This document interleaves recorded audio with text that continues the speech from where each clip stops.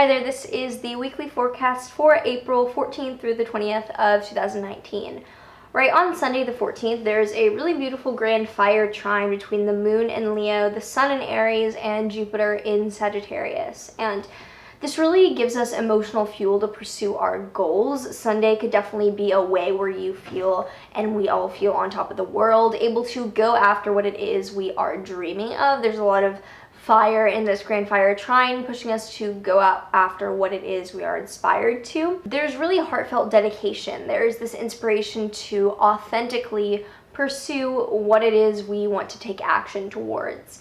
Venus will also be sextile to Pluto, so there's an opportunity to fulfill deep emotional desires or to harness creativity in a darker way that really feels fulfilling and like you're getting to the bottom of something powerful and true. There's more seriousness with our love and our values and our love nature, which can be a really fulfilling transit. Monday the 15th in the morning, the moon in Virgo will trine Uranus in Taurus, and this could really wake us up wanting to make changes that will get things done in our lives and get the ball rolling towards changes that we're inspired to make. Moving on with that day, Venus will also square to Jupiter. So Jupiter will be overcoming Venus in Pisces in a superior square, and this is really beautiful because Jupiter is in its home sign in Sagittarius, and Venus is exalted in Pisces. She performs really beautifully in that sign. So opportunity or optimism could arise around relationships. It's a really great day to connect with others because there is expansion and opportunity and growth available in how we love, whether that's with people or that's in situations that feel as if they are valuable to us. There is also the possibility of getting too in over our heads or feeling as if things are going too well. And so if we stay grounded, we will have the opportunity to really manifest these situations that we see buzzing in our dreams about our lives that are really coming to a head in our inspiration on Monday. Later that night, the moon will then square Mars in Gemini. So at night, things could take a turn to something more conflict prone. We may be particularly irritated, and we may want to think twice about verbally lashing out or thinking that our words can get to the bottom of someone's issues. There's a possibility of using our words in a way that's like not nice, basically. Is the opportunity to definitely sort out what any irritation or emotional issues are coming up, but don't lash out or try not to, be too mean. Tuesday the 16th in the morning, the moon will oppose Neptune, so there's a possibility of waking up a bit confused or disoriented or a bit lethargic and drained in passion. There is an air of possible dreaminess, possible confusion more than likely early Tuesday morning, but the moon will trine Saturn and Pluto shortly after, giving us a drive to then pursue things in a grounded, practical manner. It really picks up kind of our energy, not in a way that makes us active and energetic, but in a way that allows us to actually put forth our energy towards things. There is a T-square that day. The moon will oppose Venus and square Jupiter as it's in Virgo. So we might feel overwhelmed by what a relationship is offering us or by what's going on in our love life. And we're worried about whether that opportunity is actually worth our energy. There could be this pull between excitement and of wondering if it's really worth it in the long run.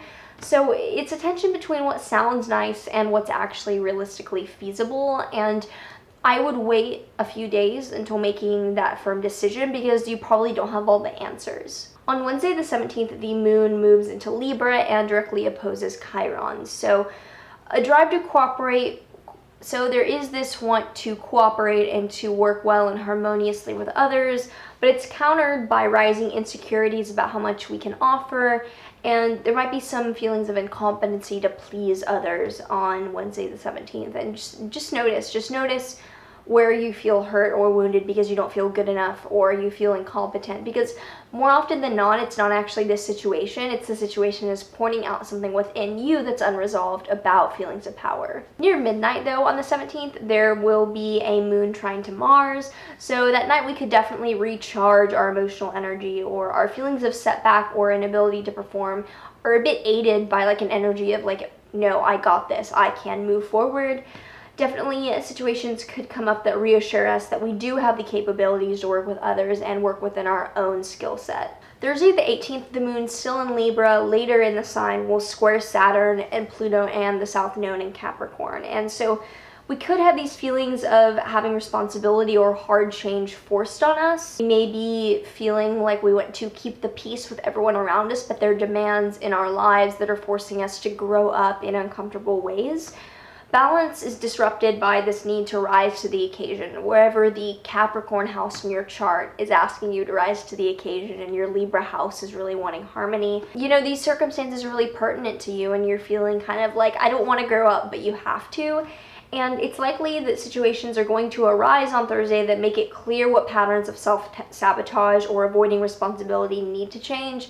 There's an opportunity to stop that and let it go, because things will definitely be coming to a head and therefore have a larger opportunity to be dissolved. Friday the 19th, we have a full moon in Libra, and this is a really interesting lunation because the full moon will be in Libra at 29 degrees opposite the sun at 29 degrees of Aries. Full moons are always where the moon is opposite the sun. So moon in 29 Libra, sun at 29 Aries, and the moon's dispositor, Venus, will be at 29 Pisces. So the dispositor of a lunation means whatever sign the moon is in, which is Libra, look to the ruler, Venus. Venus is then the dispositor.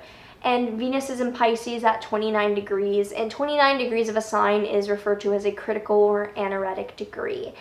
And this makes me think of, since a full moon is a high point, we're on the brink of some type of a turning point. There is a culmination of balance between pleasing others, Venus and Libra, and of pleasing the self, Aries, the sun, that requires this shift or to rise to the occasion.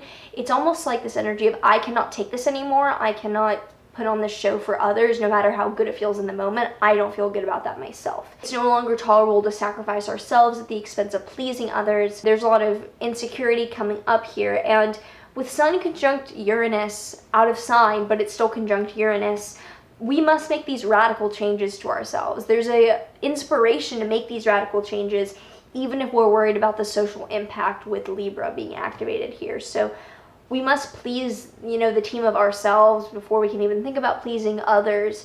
And the most important relationship is really that one built with yourself, even though it can feel like outside pressure is ripping that away at times.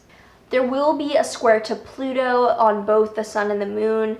So there's a call to stop giving your power away. It feels almost as if you are powerlessness to this social implication that you feel you have to be a slave to. There's a call to stop being scared and to grow up into yourself. Basically, Saturn and the South Node are also in square, but not as tight. So these control issues are really rooted in past conditioning and patterning, and maybe also generational inherited trauma with the South Node activated.